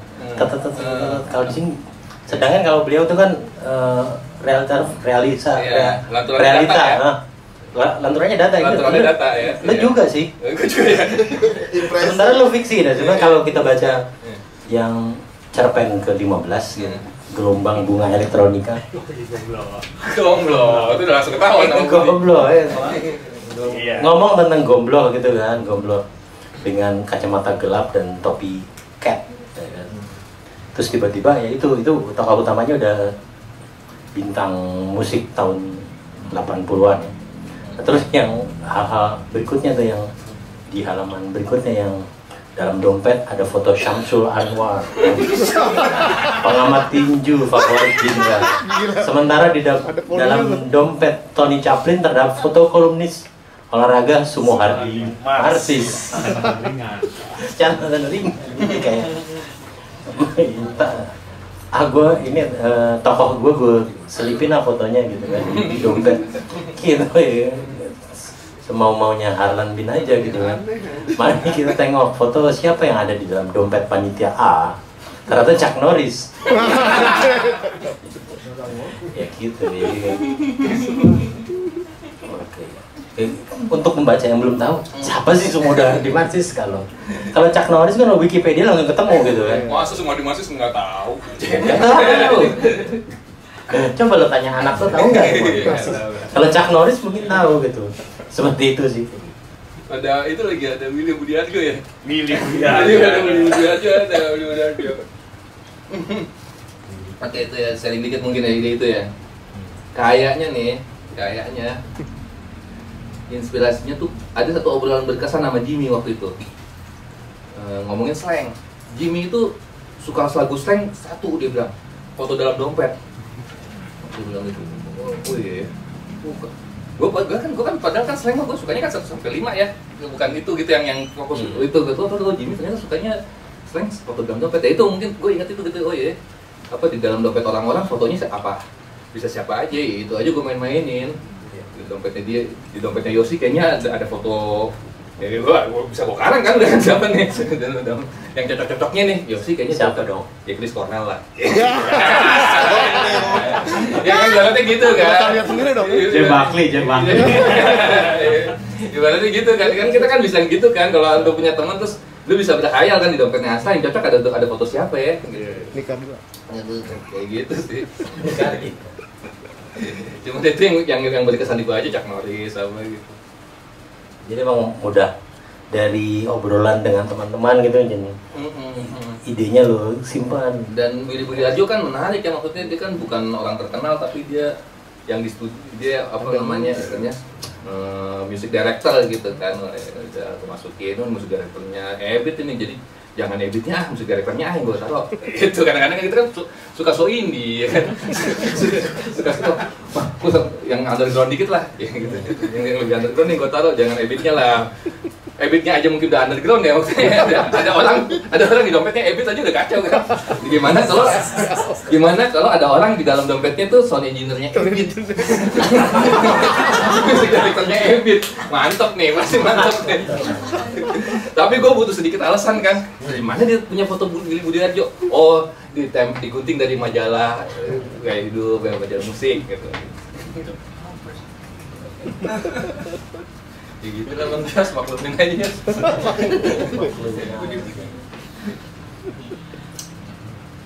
Tapi itu ya, itu tentang gomblo ya. Iya. Ada lagi yang ingin berkomentar? Budi? Ya, oke, Harlan. Selamat ya. Terima kasih. Ini kan Bin ini kan tipe orang yang suka ketawa sendiri ya, tapi ketawanya nular. Nah itu loh, itu yang misterius ya. Jadi dia tuh bisa kayak nyebutin satu frase gitu, terus ketawa sendiri dan pas dilihat iya bener juga sih. Nah tadi kan kayak misalnya kalau dia bilang di kepalanya Piala Dunia 86 nih, itu bagi yang ngalamin kan langsung ketawa ya, bener-bener ketawa. Dan apalagi kalau lihat Bin ketawa gitu, Bin ketawa dan kita jadi ketawa juga kan. Terus bisa tadi kayak gelombang bunga apa elektronika gitu juga gimana ya? Gue nggak tahu apa pengalaman lu sebagai copywriter mempengaruhi itu gitu. Jadi kan mereka frase banget ya, frase kalimat Diksi ya? Diksi gitu. Terus gue jadi bertanya-tanya kalau misalnya lu lagi apa istilahnya, gue nggak tahu istilahnya apa, pitching apa misalnya frase yang cocok buat produk ini kayaknya ini gitu, terus lo ketawa sendiri, yang lain ketawa nggak sih, Bin? Kalau lagi kerja Itu kan ngeri ya, kalau misalnya kalau temen-temen sendiri kan pasti ketawa Oke, gitu. oke. Jadi kayak Oke. ya gitu lah, itu dulu. Ya, ini menarik banget. Ini gue sharing ini ya. Jadi menjawab pertanyaan Budi diambil dari kisah nyata nih. Pernah suatu hari gue kerja di advertising agency, kreatif direkturnya orang Australia orang mana gitu. Udah. Terus inilah internal meeting lah kita kan. Gue harus presentasi kan. Ini kalau gua ngomongnya pakai bahasa Inggris, ntar nggak nyampainya nggak mantap, gitu kan. Jadi gua di meeting itu gua pakai bahasa Indonesia yang tadi itu gua itu mau presentasi tentang sebuah nama event kalau nggak salah. Gua udah lupa ya nama eventnya. Misalnya kurang lebihnya begini nama judul event ini. Malam-malam ada burung hantu misalnya kayak gitu. kurang lebih tone kurang lebih kayak gitu lah ya. Ya gua present lah. Gue presentnya pakai bahasa Indonesia. Begitu gue selesai present, semua ketawa, tepuk tangan. Baru CD gue nanya, itu ke teman-teman gue, itu dia Bin ngomong apa, ngomong gini, oke, approve. jadi saya agak-agak pakai cara itu juga. untuk daripada gue pakai bahasa Inggris nggak sebagus yang gue mau gitu, yang ketawa dikit malah ngupload. Cantik banget. Iya. Oh, sama satu lagi tentang inspirasi, jadi menarik karena gue bilang tentang itu. Ada satu buku yang sangat gue suka, permainan format nih. Itu seri kisah pilih sendiri petualangan. Itu sangat menginspirasi gue. Itu jadi gue dulu suka buku tuh emang banyak suka formatnya dibanding ceritanya apa kali ya mungkin ya. Salah satu bukan itu, tapi format itu sangat penting buat gue. Kalau ceritanya udah makanya misalnya 5 sekawan gue biasa-biasa aja kan. 5 sekawan tuh biasa-biasa aja. Tapi kalau pilih sendiri petualangan gue demen banget. Gue kira ada buku yang kita bisa milih mau ke halaman mana lanjutannya. Nah itu seneng. Dan buku-buku era kita kecil kan judulnya kan emang bombastis kan. Emang keren-keren kan maksudnya kan. Ya kayak Mas Mancis deh, itu kan kerasa banget, itu kan era buku-buku di era itu kan keren-keren sih. Judul-judulnya emang inspiring sih. Gitu. Ada nggak misalnya kayak ide lo gitu ya buat kerjaan kantor nih, kamu dulu pernah juga di media ya? Nggak tembus nih, terus udah jadiin karya aja buat? Nggak deh. Tembus semua. Tembus semua. Karena cara presentnya bener tadi. Yang jawab ya sudah gua. Enggak. Tapi gue masih ingat lo kayak iklannya Rina dulu, gue masih ingat lo. Dia kata yang menarik itu masih ingat juga advertising. Lempar link. Ya, ada lagi nggak? Halo Mas. Halo. Ya aku Rani. Sebelumnya aku belum baca buku Mas. Tapi aku dari cerita-cerita tadi aku bisa mungkin nangkep kayak agak yang absurd, mengatur kayak Iwan Simatupang, Putu Wijaya mungkin ya. Nah aku sendiri baca Putu Wijaya itu SD. Terus aku suka banget karena dia nggak tahu ya, aku yang SD itu aku ngerasa kayak gue nggak perlu ngerti apa-apa. Tapi sekarang nggak tahu, tadi aku nangkep Mas ngomong ada yang bunyiin gitu sesuatu, tapi aku bingung apakah nanti di cerita ini emang ngelantur aja, apa ada hal-hal yang perlu ditangkap gitu. Sedangkan maksud aku gini, aku sendiri background dikit, aku sendiri di kantor bilang suka ngantur, kalau aku udah itu kan gue mau ngomong emang itu gitu, tapi bilang ngantur gitu. Tapi di sini aku lihat kebalikannya gitu, kalau Mas ngantur untuk tidak memberikan sesuatu. Jadi pertanyaan aku, kenapa? Gimana Mbak? Kenapa? Kenapa ngelantur tapi untuk menyembunyikan sesuatu? Kenapa Dibanding ngelantur ya bang, karena abang pengen ngelantur aja? Oke. Menarik. Berarti ketika dia jadi karya kayaknya naluri ingin berkomunikasinya tetap ada deh. Gua kayaknya pengen berkomunikasi gitu, tapi karena saking takutnya, pemalunya gitu, jadi agak dilantur-lanturin, mungkin itu gitu. Atau tapi 1-2 ya gue juga suka sih, ya, melantur aja udah gitu, itu suka juga sih. Iya, kalau dulu pernah ngomong sama Khalil kurang lebih lagu-lagu Dufan ya, gue bilang kayak kadang-kadang seru juga bikin lagu Dufan, kayak Detektif Flamboyan tuh, lagu kemarin kan nggak ada tentang apa, itu mah seneng-seneng aja gitu lagu-lagu. Lagu Dufan tuh sebuah istilah ya. Iya kan, maksudnya lu turun dari Dufan kan nggak apa makna kita tadi ke Dufan. Dicari-cari ada, dicari ada. Kalau itu melambangkan apa? Kalau dicari-cari sih ada. Tapi bukan habis itu. Duh, rumah miring menandakan hidup kita yang bisa saja oleng. Kalau bisa cari-cari gitu bisa, tapi kenyataannya kan kita pulang dari Dufan kan nggak ngomongin gituan. Gitu. Ya, jadi ada lagu-lagu Dufan, kurang lebih nih ya apa cerpen-cerpen Dufannya mungkin ada juga. Cerpen Dufan. Senang-senang aja. Tapi ada beberapa yang gue pengen ngomong. Ada beberapa, tapi kadang-kadang walaupun pengen ngomong, tapi gue tutup-tutupin juga. Terima kasih banyak loh.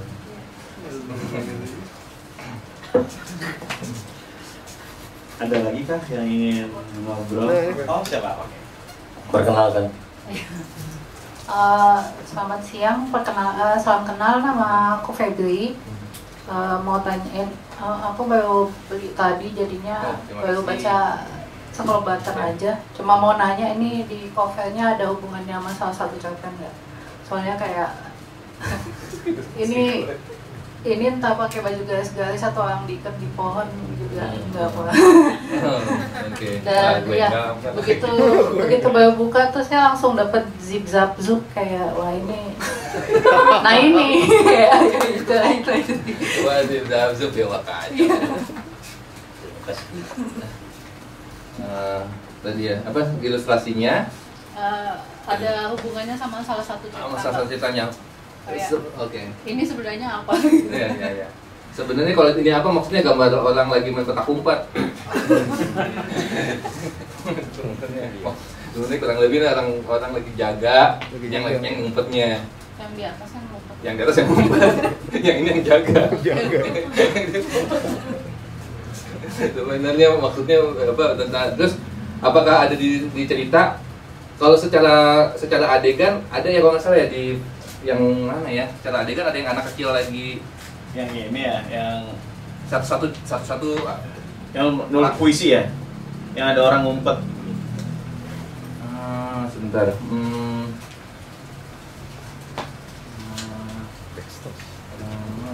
Yang itu Lil, yang apa namanya? Siapa paman sesungguhnya?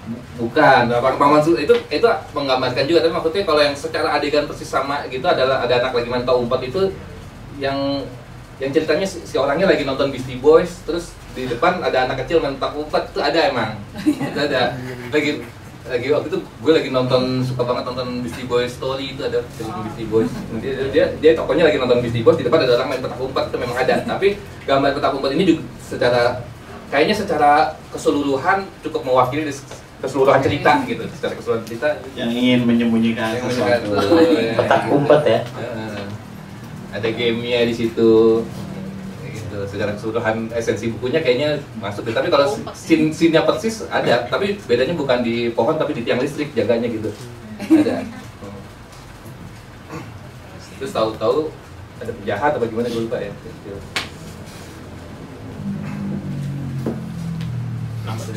Ya. Tadi kelupaan yang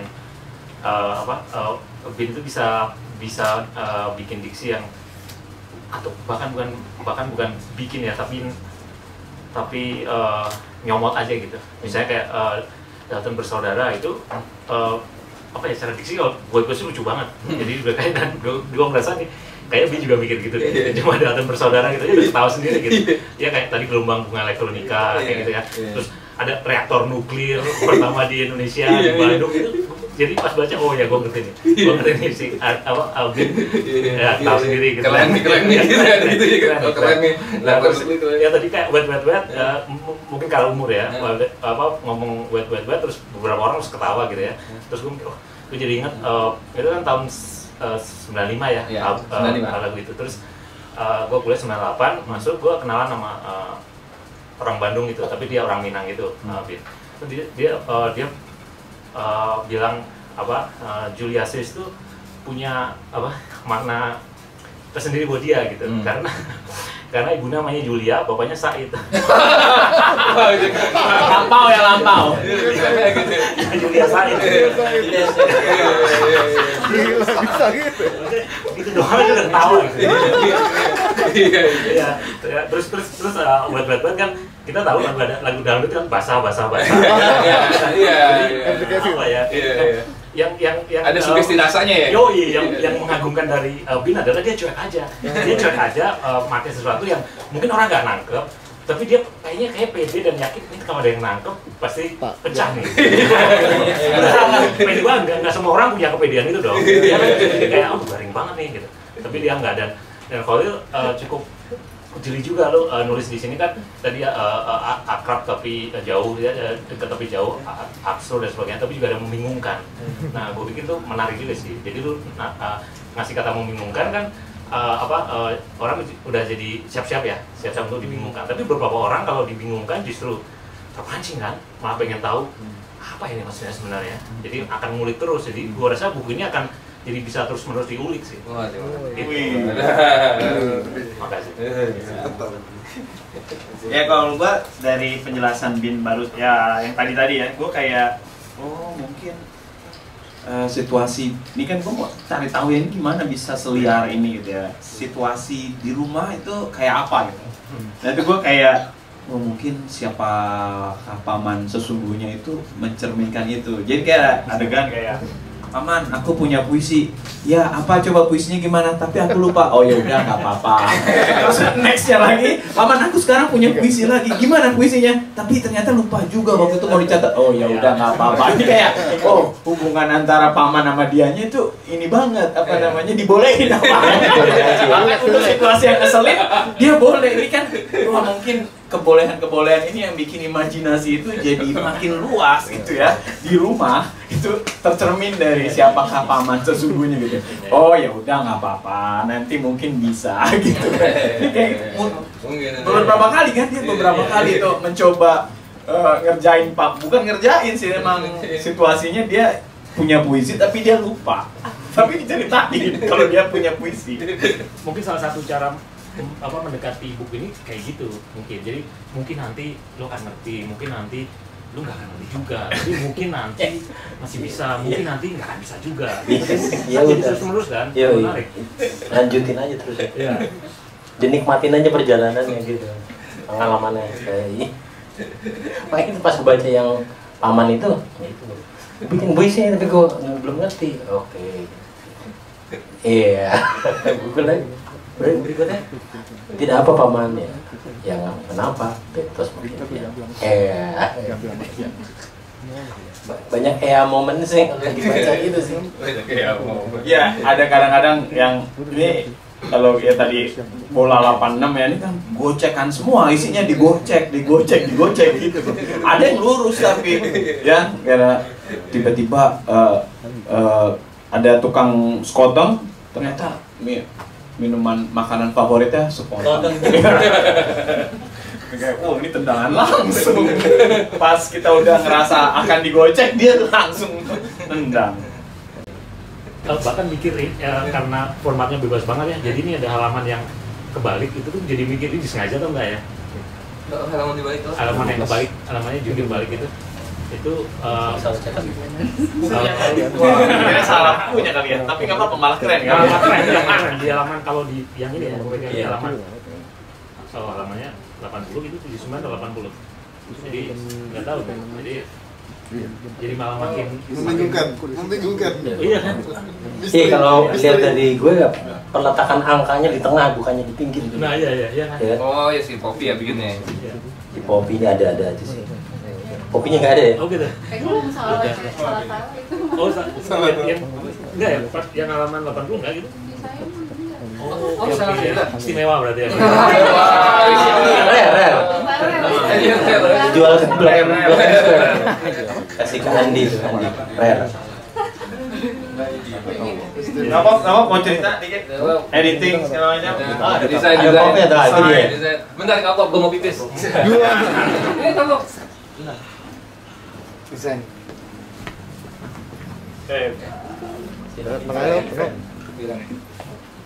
nunggu Pak Bin atau Nggak balik kayaknya.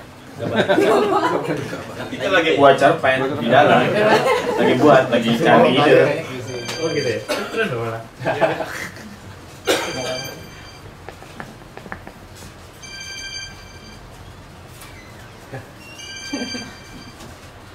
sekitar 80 berarti kan tentang. Iya. Lanjut ya, lanjut. Apa langsung cerita aja ya. Sebenarnya apa yang harus diceritain Bang Yos? Apa ya? Oh ya, misalnya kenapa formatnya seperti gini nih? Ya awalnya memang udah pada meeting awal-awal sempat ada kayak referensi beberapa yang dibilang sama Pak Bin tadi. Dia bukunya kayak pengen kayak lupus gitu, lebih kecil, buku saku. Terus saya lumayan penggemar berat juga dari buku keluarannya Penguin. Jadi kayaknya ukurannya pas, enak, terus juga spek bukunya juga lumayan enak dan lumayan bisa bertahan lama gitu. Nah jadi agak-agak mirip itu dicampurin aja dari ukuran lupus sama Penguin, dan jadinya yang ukuran ini sebesar ini kalau formatnya. Terus ada halamannya, kenapa yang dimunculkan yang halaman ganjil, karena memang ya cerita-ceritanya banyak yang ganjil. Jadi saya sisipin sedikit, ada implikasi ke situ. Sama apa lagi ya, sebenarnya bebas aja sih. Jadi waktu itu memang respons saya, jadi ada kebiasaan kalau lagi ngedit atau bikin editorial sambil baca juga. Jadi ada beberapa mengingatkan Douglas Hollill karena beberapa tipe udah selesai pada saat desainnya. Terus jadi ya, dan karena nama-nama karakternya bagus, itu jadi kayak di pembuka di awal kayaknya cocok. Maksudnya jadi kayak kalau kita opening film atau serial atau apa itu kan ada muncul castnya siapa aja gitu. Jadi mungkin kalau orang udah baca itu jadi lumayan udah familiar aja. Dan ada sebenarnya ada kayak ekspresi kayak pada saat membaca cerita-ceritanya dan mengerjakan desainnya itu ada dua kata sih. Di awal tuh ada kayak kok, dan terakhirnya oh gitu. Jadi pada awal membaca tuh kayak kok gitu, kayak mengenakan dahi gitu. Terus setelah selesai oh oke, maksudnya itu. Jadi memang beberapa itu juga kenapa jadi judulnya dibuat lebih besar ukurannya dari yang normal, yang biasa, karena memang pengen itu kayak ngasih tahu juga sebenarnya, nggak tahu ini spoiler atau enggak. Ya itu memang udah akhirnya yang ohnya itu adalah si judul sebenarnya. Itu ada di akhir-akhir.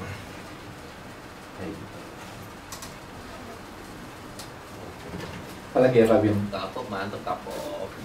Oh sama ilustrasi sebenarnya ada beberapa pilihan. Jadi waktu itu ilustrasinya juga dari Harlan Burr yang bikin. Kasih ada beberapa pilihan. Dan semuanya memang orang umpet, maksudnya sih orang yang lagi jaga di petak umpetnya itu di ilustrasinya selalu ada. Jadi misalnya ada 4 atau 5 ilustrasi yang dipilih yang ini. Nah itu si karakter orangnya itu memang selalu kayak gitu. Jadi dia hadap belakang, terus tangan kirinya menutup matanya gitu kayak yang di cover sekarang. Ada juga sebenarnya dia gambar robot. Tadi mau dimasukin zip zap zup, tapi ternyata agak beda ceritanya sama ilustrasinya, akhirnya kayak dimasukin. Dan ya yang dipilih itu kenapa, jadi tadi udah sempat dijelasin juga, karena memang banyak hal-hal yang ngumpet gitu. Terus fotonya ya? Iya foto, karena di ceritanya ada, di terakhirnya banget tuh ada tukang satenya, dia lagi pergi ke pameran foto cowboy.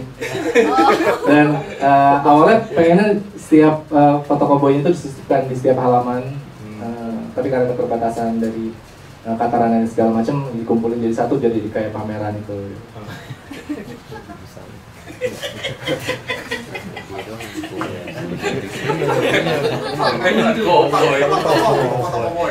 Iya. Ada pameran cowboy.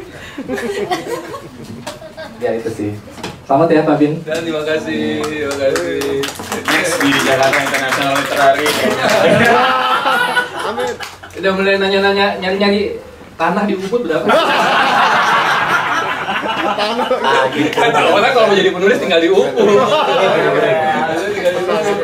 Judulnya udah internasional. Iya, ini antara tanah di Ubud atau enggak tanah di Jogja. Itu nggak cocok di Jakarta. Pulang dari Leiden ke Ubud ya.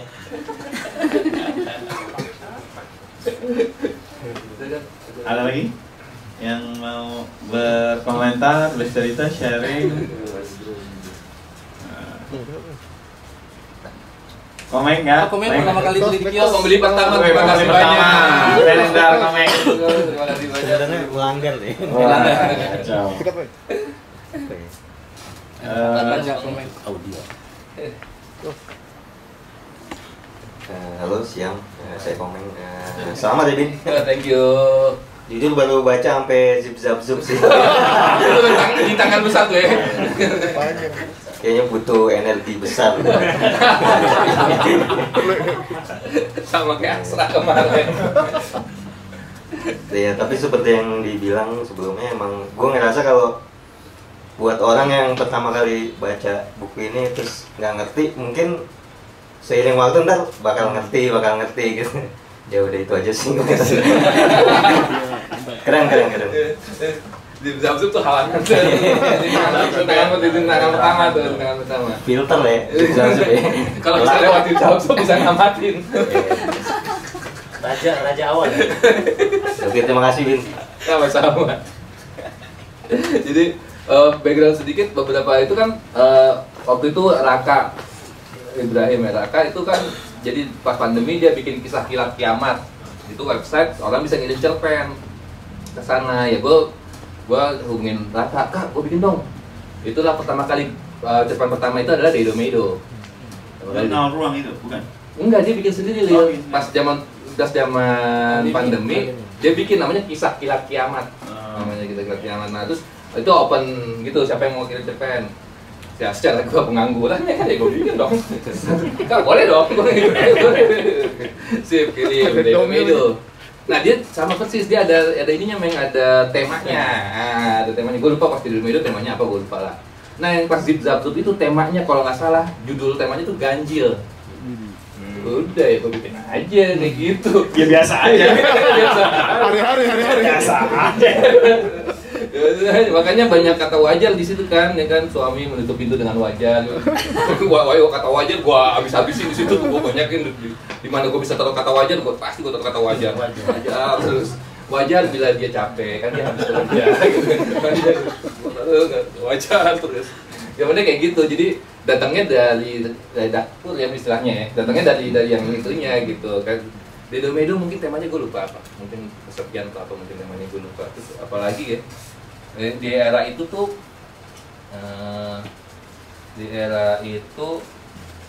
dari kecil diculik sih bukan, tuh setelahnya dikit tuh Dedo-Medo, terus kisah kilat kiamat ada empat cerita kalau nggak salah di era itu. Siapakah paman sesungguhnya itu kalau nggak salah cerpen kedua untuk kisah kilat kiamat, Zip Zabzub. Siapakah paman sesungguhnya, temanya gue lupa apa, tapi pokoknya gue bikin ini berdasarkan temanya, temanya udah itu soalnya gitu. Bazar yang dipecat kali satu lagi, bukan apa gitu, lupa kayak gitu. Tapi beda sama era Ripple. Kalau era Ripple nggak ditentuin sama Yo atau sama, pokoknya sama orang Ripple-nya nama Anto mungkin ya, atau siapa gitu. Anto yang gambar dulu, bukan kalau yang bilang bikin cerpennya siapa gitu, tapi itu enggak. Ucai, bukan Ucai. Saya ingat kayaknya sih justru Acong terus Iyo gitu lah. Nah, kalau mereka kayaknya nggak pakai tema-temaan deh. Jadi ya nggak ada tema edisinya apa, gua nggak harus ngikutin. Nah, itu peristiwa jatuhnya Babon di bumi itu. Apa setiap hari selalu berbeda itu. Yang masuk sini gue lupa apa aja. Yang terselamatkan filenya aja, yang nggak ada filenya yang nggak masuk lah. Gitu. Oh, yang Merpati si hitam manis yang Raka. Merpati si hitam manis di Raka, benar. Itu ada temanya, lihat gue lupa temanya apa.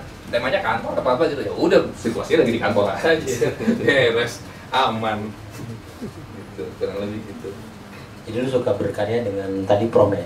Dengan prompt tertentu, dengan apa istilahnya tantangan spek tertentu untuk dengan format. Dengan brief. Brief. Ini cerpen-cerpennya lahir dari brief ini. Victor.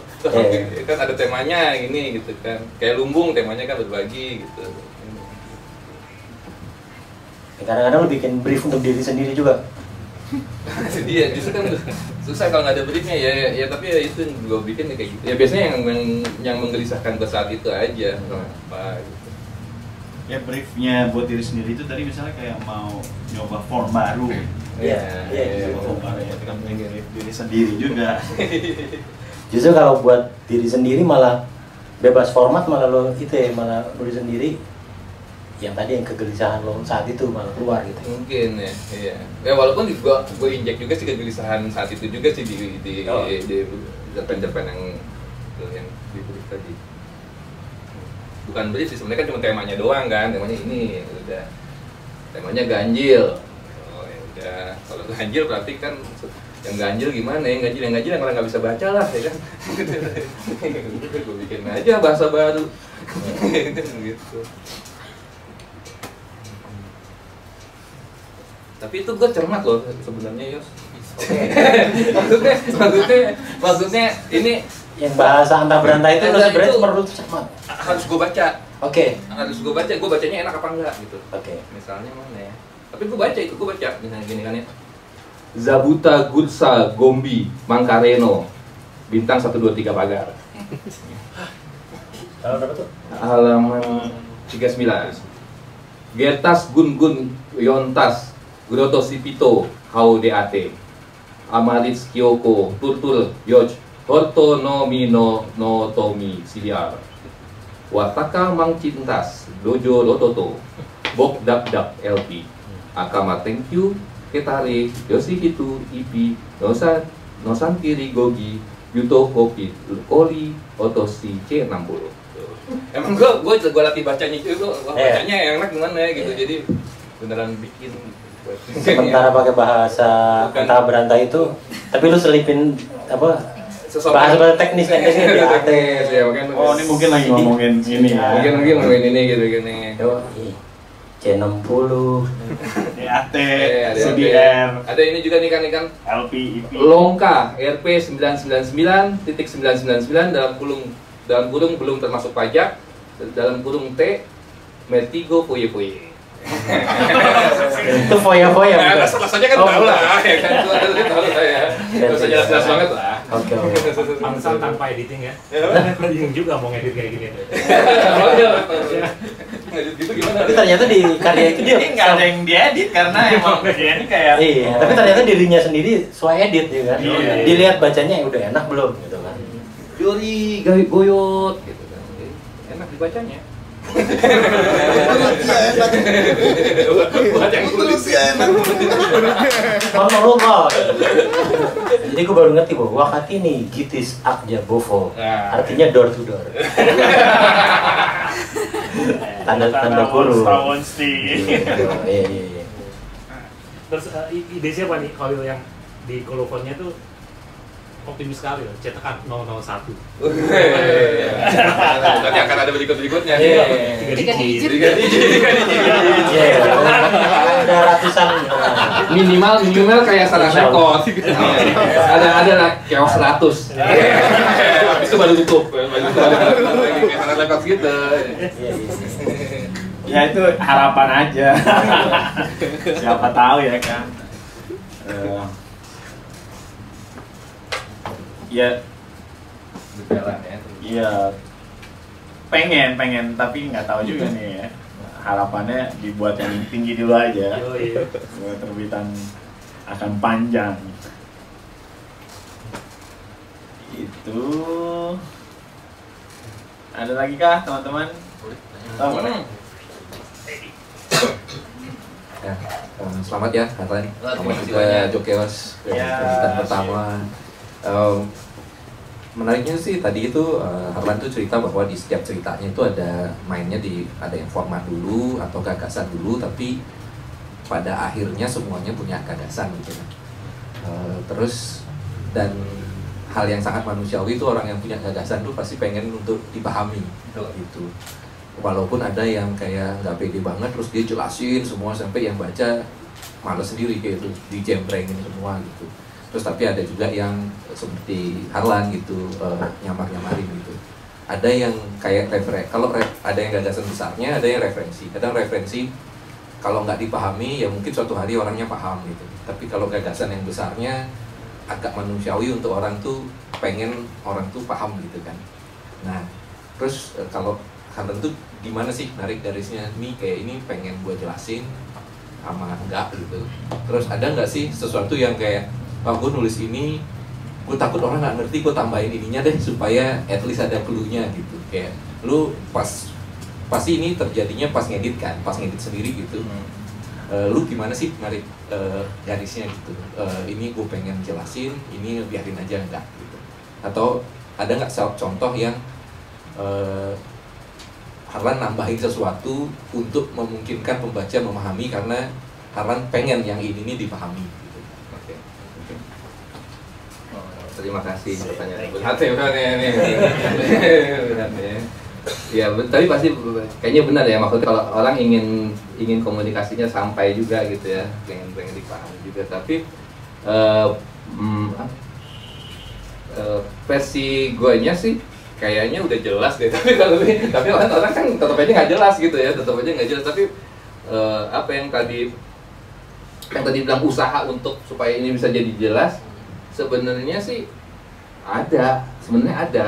Misalnya kayak nenek kecil diculik ya, kan cerita itu terakhirnya kan gue bikin tamat gitu, jadi ini adanya di buku, bukan di cerita gue sebenarnya ini, misalnya kayak gitu. Ada usaha mau ngejelasinnya, tapi kalau orang tapi maksudnya bukan keharusan orang harus dapat itu gitu, tapi dalam hati sih ada pengen yang dibicarakan tuh nyampe, walaupun sangat gak yakin bahwa 100% sampai atau apa sih, sangat gak yakin dengan cara delivery seperti ini. Ya tahu diri lah ya.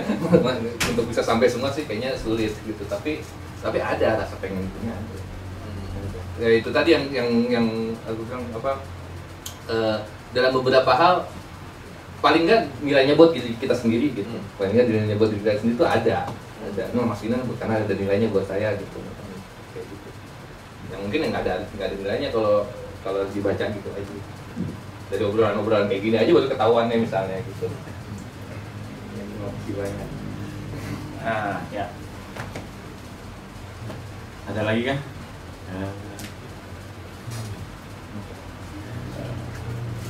Apakah bisa kita akhiri yang resmi gitu ya? Kita bisa ngobrol-ngobrol karena emang sesuai jadwal. Walaupun kita tadi mulainya terlambat, kita akan selesai jam 1, sekarang sudah jam 1.15. Jadi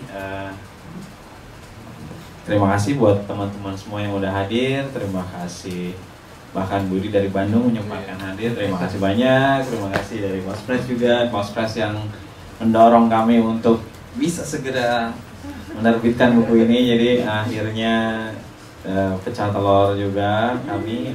Terima kasih buat teman-teman semua. Semoga Deido Meido berkenan di hati. Terima kasih banyak.